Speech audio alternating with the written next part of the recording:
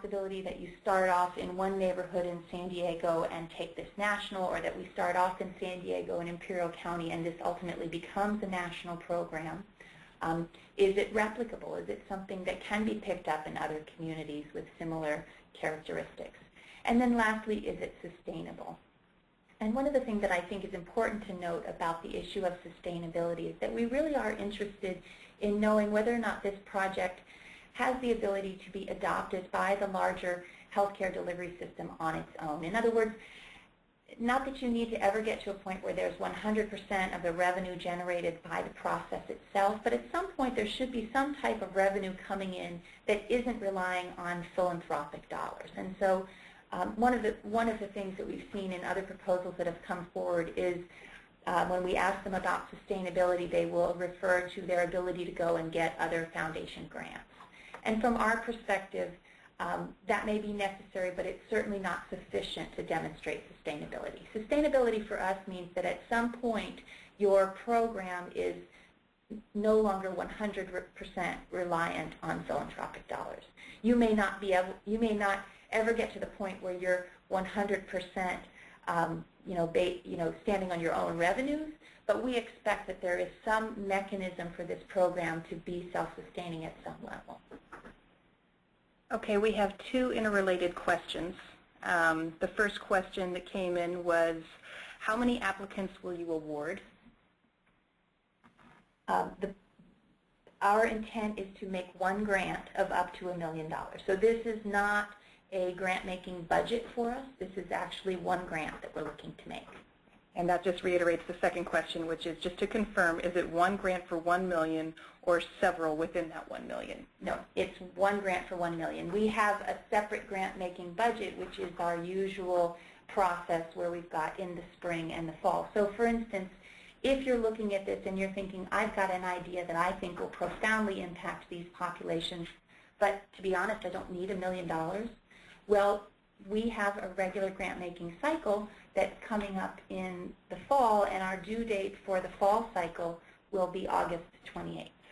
So if you aren't interested in submitting on June 28th, please consider submitting in our fall cycle, and that will be August 28th. Another question came in asking, where will the pitch meeting be located? The location for the pitch meeting is to be determined, but it will be somewhere within San Diego County. Okay, that looks like those are all the questions that we have. So we'll move on to submitting the online LOI.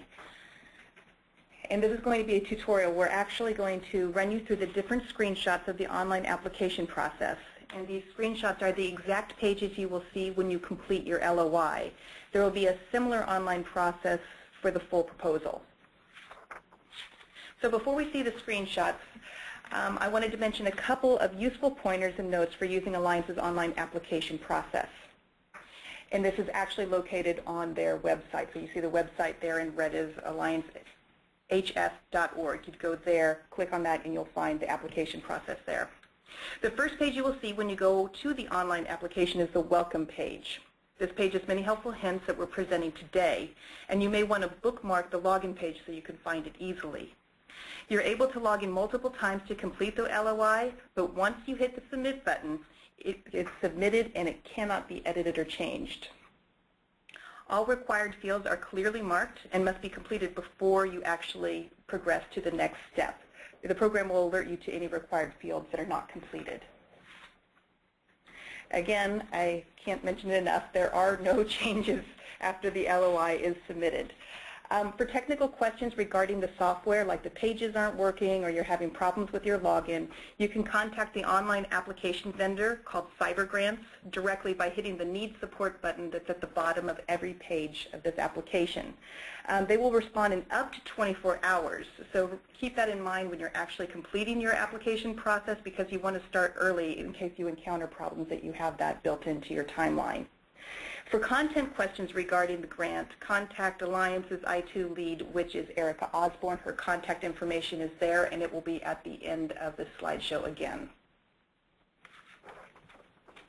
So that when you first go on to the online application, you will have to create a new username and password. And when you log on to the online application, you'll see this welcome screen. Now, I've minimized it here for the purposes of giving you a feel for the welcome screen, but don't strain your eyes trying to decipher the small print. I'm not expecting that we can all look at this. But for those of you who have existing logon information, you will see all of your previous and current applications pending with Alliance on this page. Now, the welcome page has a number of helpful hints about it. It lists the sections of the LOI application. It has a link to the preview of the LOI application, which you may want to review before you start working on the actual application, just keeping in mind that once you submit it, it's done and finished.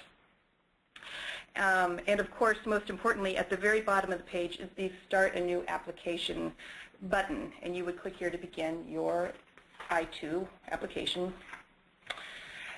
The next page, you'll see up there at the very top, it's grayed out. The first step we're going to do is the primary contact information.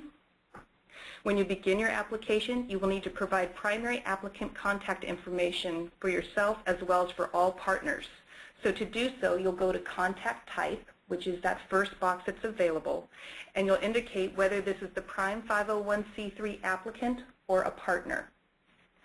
So you'll first need to complete the primary contact information for the applicant, and then you'll need to click on the Create New button located at the bottom of the page and repeat this process for each partner, indicating if they're a partner under the contact type.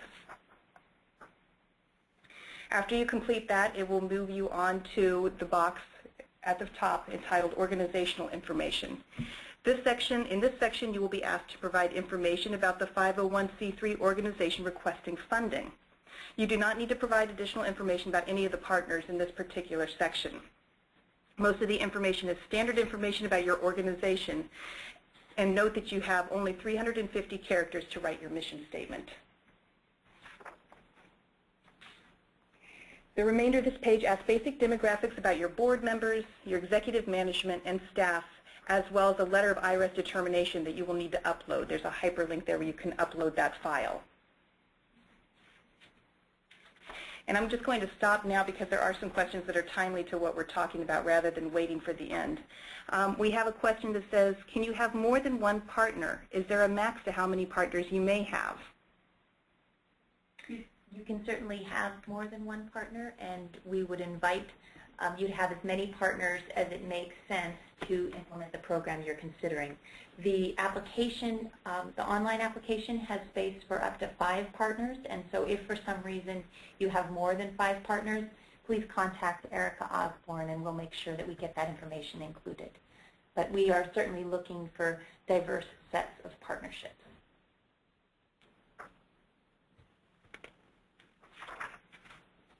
Okay, after you've completed the organizational information, oh, I'm sorry, let me back up. The remainder of the page then asks basic demographics about your board members, executive management, and staff, as well as that letter of IRS determination. So I think we covered that. Okay, then after you've completed the organizational information, you'll move on to the CEO Executive Director page, and this is where you will provide additional information about the CEO or executive director of the organization applying for the grant, so you're not reflecting the partners, CEOs or executive directors. After you've completed that, you will move on to providing more detailed information about the proposed I-2 program itself. This section asks for high-level information on the program, such as program name and a program summary. Now, I say high-level because note that you have only 225 characters, which is about 3 sentences, to describe your program.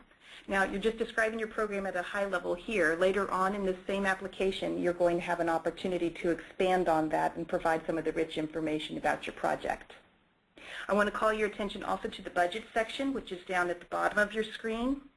The only acceptable budget form must be downloaded from the link listed under Program Budget. Those are the blue hyperlink buttons that you see there. So be sure to download those forms to your computer to fill them in and then upload the file once completed. Moving down the Program Details section page, you will also be asked for financial and in-kind support form. So similar to the budget form, you will want to download the form, complete it, and upload back the completed file. And this is an important form because this is